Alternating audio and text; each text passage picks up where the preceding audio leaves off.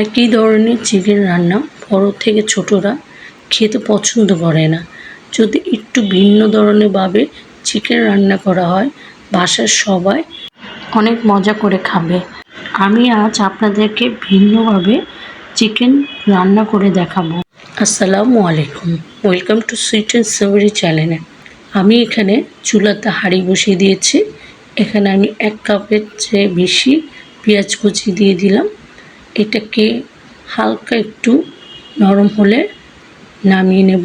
তার মধ্যে আমি কিছু কাঁচামরিচ ভেঙে দিয়ে দিয়েছি এবং কয়েকটা কাঠবাদাম আর পেস্তা বাদাম দিয়েছি। এখানে আপনারা কাজু বাদামও দিতে পারেন। এখন আমি এটাকে নামিয়ে নেব। একটু ঠান্ডা হলে ব্লেন্ডারে ব্লেন্ড করে নেব। তারপর আমি এই তেলের মধ্যে 1 চামচ ঘি দিয়ে দিলাম।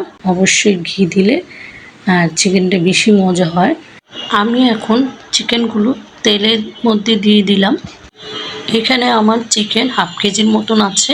আমি ব্রয়লারের মুরগি নিয়েছি, আপনারা দেশি মুরগি দিয়েও এটা করতে পারেন। তারপরে এই চিকেনগুলোকে আমি ভালোভাবে ভেজে নেব। চিকেনটা ভাজা হয়ে গেলে এর মধ্যে আমি কিছু গোটা মশলা দিয়ে দিব, তেজপাতা, দারচিনি এবং এলাচ দিয়ে ভালোভাবে এটাকে নাড়ব। নেড়ে এর মধ্যে আমি আদা বাটা দিয়ে দেব 1 চামচের মতন, আর রসুন বাটা দিয়ে দেব 1/2 চামচের মতো। ভালোভাবে এটাকে কষিয়ে নেব। কষে গেলে এর মধ্যে আমি দিয়ে দিব যে বাদাম, তারপর পেঁয়াজ, কাঁচামরিচ পেস্ট করেছিলাম সেটা দিয়ে এটাকে একটু আবার কষিয়ে নেব। নেড়ে চেড়ে প্রায় 2 মিনিটের মতো কষিয়ে নিয়েছি। নেওয়ার পর এর মধ্যে আমি দিয়ে দিব লিকুইড দুধ। এটা আমি 1 কাপের মতো দিয়েছি। আপনারা গুঁড়ো দুধ গুলিয়ে এটার মধ্যে দিতে পারেন। এটাকে আবার একটু নেড়ে চেড়ে কষিয়ে নেব ঢাকনা দিয়ে। দেখেন চিকেনের থেকে কতটা পানি বেরিয়েছে। এখানে আমি 3 টেবিল চামচের মতো টক দই নিয়ে ভালোভাবে ফেটিয়ে দিলাম। আর টক দইটা অবশ্যই ভালোভাবে ফেটিয়ে দিতে হবে। এটা আমি দই চিকেন তৈরি করব, তার জন্য আর দইটা একটু তো বেশি দিতেই হবে। তারপর স্বাদ মতন লবণ দিয়ে দিলাম। দিয়ে 2 মিনিটের মতন আমি কষিয়ে তারপর এর মধ্যে সামান্য একটু চিনি দিয়ে দিলাম। চিনিটা দিলে টক দইটা একটু ব্যালেন্স হবে। তারপর ঢেকে রাখলাম প্রায় 5 মিনিটের মতন। আমি এখানে কোনো পানি ইউজ করিনি।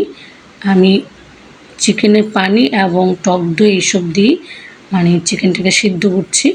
তারপরে এখানে 1 চামচের মতন লাল মরিচের গুঁড়ো দিয়ে দিলাম, আর দিয়ে দিলাম 1/2 চামচের মতন জিরে গুঁড়ো আর 1/2 চামচের মতন গরম মশলা গুঁড়ো দিয়ে ভালোভাবে আবার একটু কষিয়ে নেব।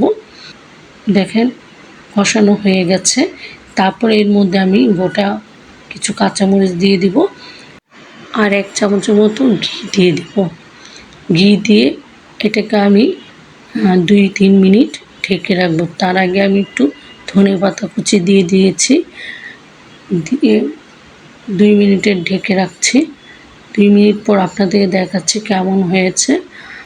হয়ে গেছে আমার দই চিকেন। দেখুন কতটা গ্রেভি হয়েছে, আর খেতে তো মাশাআল্লাহ অনেক মজা হয়েছিল। আমি চুলা থেকে নামিয়ে তারপর চিকেনের উপরে সামান্য একটু দই দিয়ে সাজিয়ে নিয়েছি।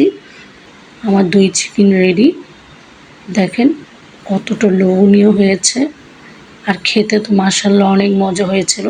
এটা আপনাদের যে কোনো অনুষ্ঠানে তৈরি করে দিতে পারেন মেহমানদেরকে, এবং বাচ্চাদের, বড়দের যে কোনো টাইমে রান্না করে খাওয়াতে পারেন।